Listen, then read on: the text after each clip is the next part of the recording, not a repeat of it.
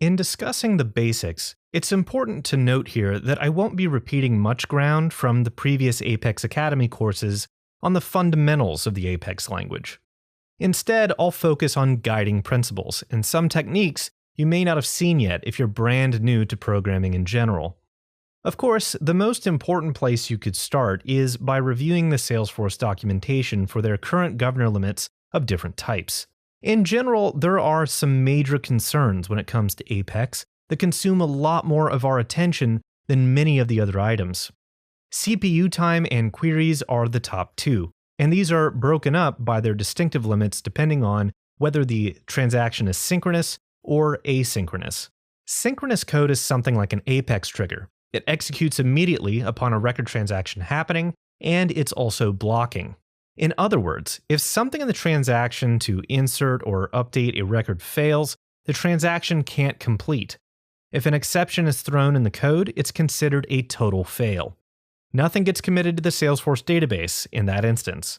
Likewise, if the Apex trigger completes and all is well, the synchronous code execution is completed and so is its run context, along with any other insert or update operations making their way finalized into the database. On the other hand, asynchronous occurs outside of an immediate transaction, usually by dropping work into a queue to be completed later, or scheduled for a specific time, or processed in a batch. Asynchronicity is a giant topic of its own, and we'll address it in a later module. For now, just know that most of everything you have learned from the previous Apex Academy courses and this one is really focused on synchronous or immediate code execution of Apex. For queries, the synchronous limit is 100. When running in an asynchronous context, you get twice the number at 200. These numbers are of course at the time of my recording this course, so always refer back to the documentation to see if anything has changed. That said, you can see that Salesforce really intends the more expensive operations to happen in an async context rather than the synchronous context. For CPU time, the contrast is even more extreme. 10,000 milliseconds, or 10 seconds, in a synchronous context, with 60,000 milliseconds, or 60 seconds, in an asynchronous context. It's interesting that 60,000 milliseconds is 6 times the synchronous limit, while with queries, they provide twice as many. With Apex, there's quite a lot you can get done in even 10,000 milliseconds, but I'll also show you there are plenty of ways to consume this in an enterprise-scale org. A lot of work gets done through loops. After all, the whole concept of an Apex trigger is that it's one big loop through all records in a transaction, up to 200 records. But avoiding loops is critical where it can be avoided.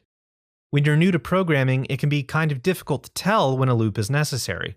Heck, even when you're experienced, it can sometimes slip by you. Talking about avoiding loops can be an oversimplification, but it helps as a guiding rule when you're new to writing optimized Apex triggers. Large loops, like those that run over all records in the trigger, are the most expensive. In a trigger containing 200 records, you might query related records that exceed 200. For example, what if you have a quote and there are quote line items to go along with it? Well, with 200 quotes, maybe you have 5 quote line items for each. That's 200 multiplied by 5, which comes out to looping through a potential 1,000 items. Computers are very fast, including the one on the Salesforce server processing your Apex. But at some point, there are so many items that the processing time becomes noticeable. A technique to avoid loops is to use maps. One-to-one maps are an ideal alternative to looping. Let me explain how mapping magic works. When you think of a map, you might think of something that helps you find your way amidst many potential wrong directions. And that's kind of what I'm talking about. But more specifically, it's a collection type that has a unique key-value pairing. That's it. Other collections you should already know from the previous Apex Academy courses are the list and the set. Maps are just another collection, a collection of key-value pairs. Maps in Apex can be initialized to have any 2 data types, including other collections. For example, a string key might point to a decimal value. Maybe the unique name or ID of an opportunity record has a specific amount value. Or how about an ID that points to an account S object in memory? Maybe an account ID can be used to retrieve all of the field values for a given account. Or what about a date mapping to another date? Maybe a start date leads to an end date, for instance. You can also map to data types that include collections of other types. For example, maybe an ID that links to a list of contact records. You might imagine something like an account ID that points to its list of contacts. There are nearly endless possibilities here. What is important to notice here is that you're not having to loop through anything. You simply have a data structure that points to more data without any traversing over another collection. There's no extra work. It's just an output for a given input. That's much better for performance. Let's take a look at some important methods for Apex maps. Put allows the placement of the key value pair into the collection. So when constructing the map in the first place, this is a way to do that after the map has already been initialized. Get retrieves a value by a given key, and this is the primary way to retrieve a value out of the map. Remove, naturally, removes a given key pair out of the map, and keyset returns the keys as a set collection. You'll at least see put, get, and keyset in use throughout the example code in this course. Through modifying the examples for your own curiosity, you'll be able to tinker with maps a lot in the exercises ahead. Until then, let's take a look at an example. Imagine there is a list of opportunities. For this example, I'll make sure the list has at least one record instance inside of it, in case you'd like to run this from the course example code.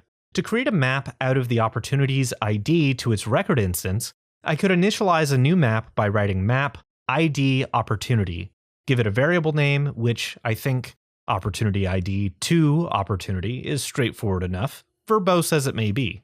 Then we use the new keyword as we would with lists or sets and specify its data type.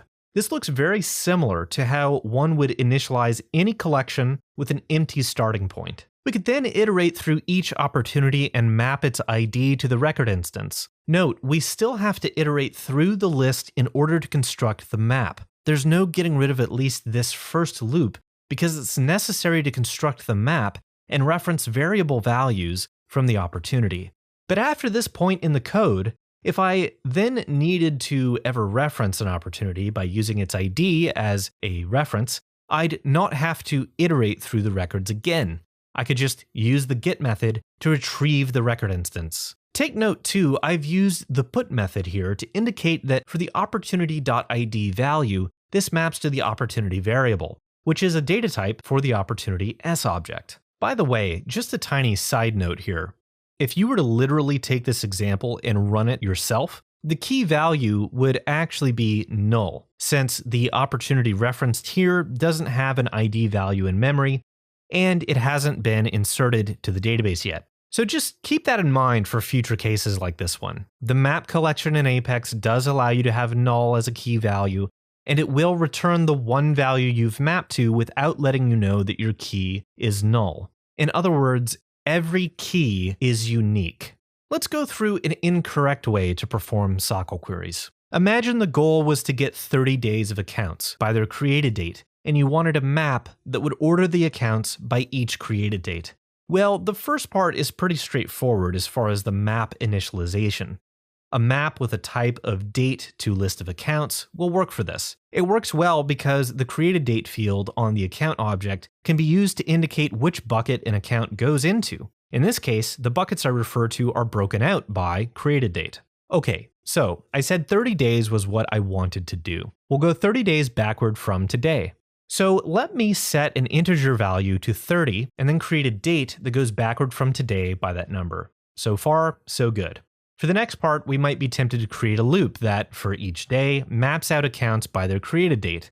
And we could always query the accounts by their specific created date to get the list we need for a given day.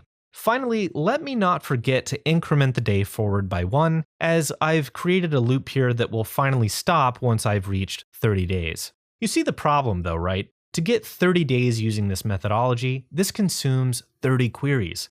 30. One query for each day. And that means I'd be consuming 30 out of the 100 queries I'm allowed for the synchronous transaction if this is running inside an Apex trigger. This is heinous. There's got to be a better way.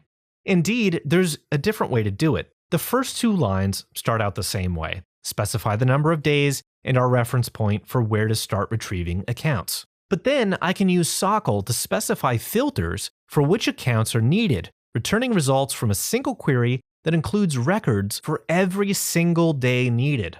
With all accounts from all 30 days, I still need to break them apart by the buckets of each created date. No problem.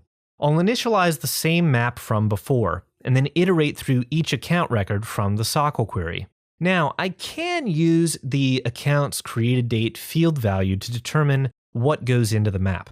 You'll notice a small quirk here from the previous slide. I'm having to convert the created date's value to a date using this date method. The reason is because the created date field's data type is technically a date time value. Before, we were initializing dates ourselves and weren't using the account record's field value as a reference point, but now we are. Then I need a conditional to specify whether this created date already exists in the map.